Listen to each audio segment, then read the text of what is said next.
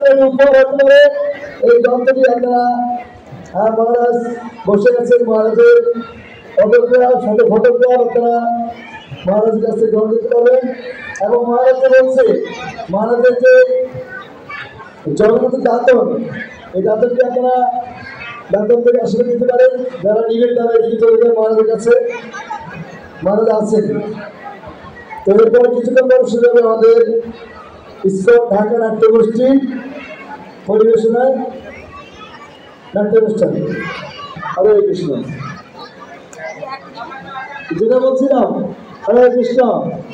হ্যাঁ, হাত ধরে শুনে নাই। হ্যাঁ, এত পিছিয়ে থেকে কিভাবে হবে?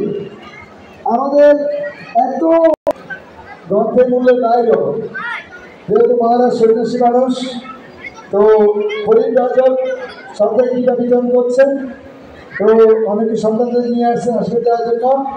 তো ওইটা রীতি রেওয়াজ মহারাজ চাইবেন না, বা মহারাজকে এরকমভাবে আমাদের নিজেরা আমরা সম্মান পরিচয় করতে পারি। যদি আপনারা আমরা এই আত্মীয় গেছি সাংবাদিক আশ্রমের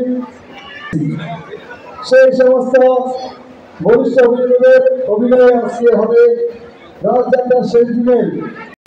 বলছি তারা থাকছেন, এর থেকে থাকবেন মূলত চৈতন্য দয়া, তাই তো?